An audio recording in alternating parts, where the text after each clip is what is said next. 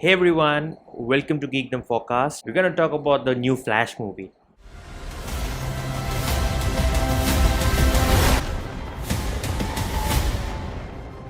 The Flash is a DCEU movie. Alright guys, that's it for today. If you do like what we are doing, give us a like, hit subscribe, and see you soon. Bye bye.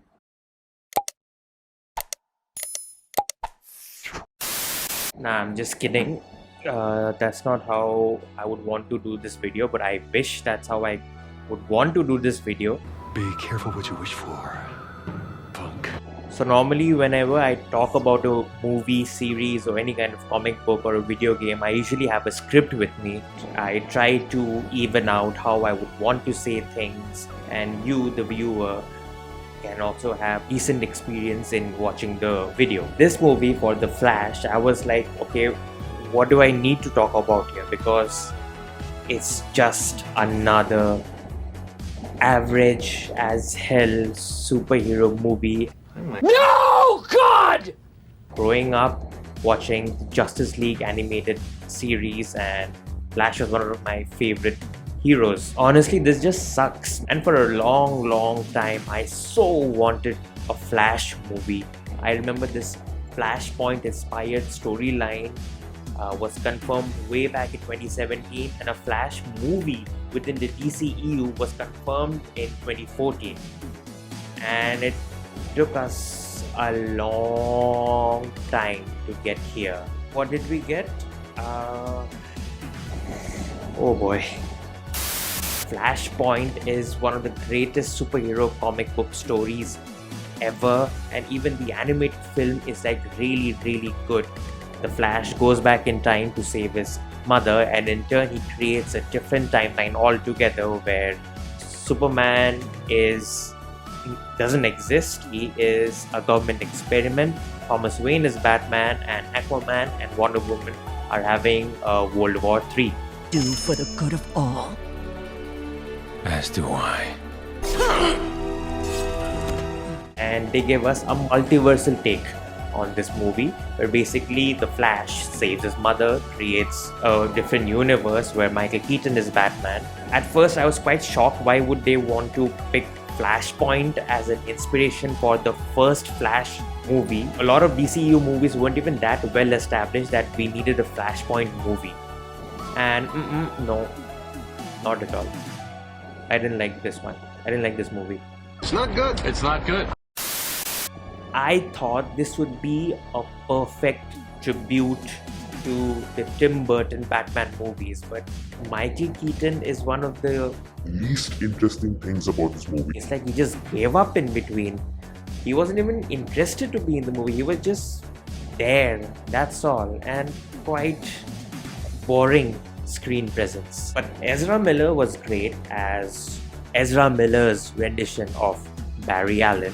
Ezra did a great job, showed us the Flash of two worlds, that kid with a lot of pent-up energy. Ezra balances the humor, the serious bits in the movie, the action. But the biggest issue with this movie is the fact that it tried to appease a lot of big shots who were calling the shots. There was a lot going on in Warner Brothers regarding who is in charge of what, and a lot of new people came in and went, and the result was things were just not clear in this movie, and it could be seen that this movie was tampered a lot. A lot of changes were made halfway, midway, in the end, and I think that's why the film suffered.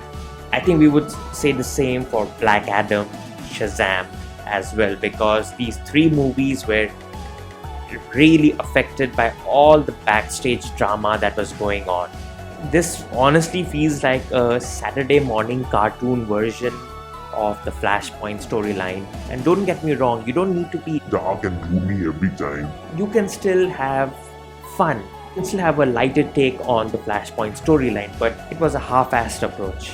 Supergirl was forgettable. The CGI, I swear to God, it felt like I was playing Need for Speed Most Wanted. Even to a guy like me, that's cold. It reminded me of the cinematics of that game. That's how bad the CGI was and it felt so dated.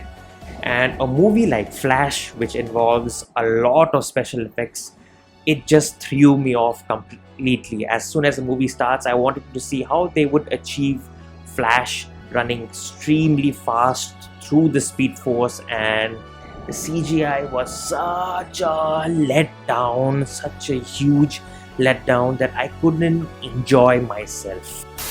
Let's just keep the CGI aside. Maybe I am banking too much on that. Michael Keaton's Batman, Supergirl just didn't work out well. I don't know why General Zod was even an option for the villain in this movie. I get it that they wanted this movie to be a tribute to the past and be a nostalgia trip to many people. No Way Home succeeded in that. The thing about the MCU is that they have a well-structured universe. People went bonkers for Andrew and Toby, but I don't think anyone cared, barring a few fans aside, for Michael Keaton's Batman or even Supergirl. It seemed like a complete disservice to the old DC. Spoiler alert, there are a lot of cameos in this movie from DC universe. It just didn't feel like a tribute, but rather insincere, half-ass approach. They've completely messed it up. I really wanted this movie to be a great movie, not just banking on just nostalgia, but be an amazing multiverse movie, be a storyline about heartbreak, grief, despair, sadness, and how one needs to move on and accept their past so that they can strengthen their present and have a better future. There was a feeling of urgency in the Flashpoint storyline. I'm talking about the comic book, and a lot was at stake, but this one, it didn't seem much. And on paper, the third act was simply amazing for this movie, but thanks to the jarringly bad CGI, and the attempt was just not great at all. The concepts, the ideas, some of the action in this movie would have worked really well had there been no production setbacks, had there been no drama, had there been no controversies.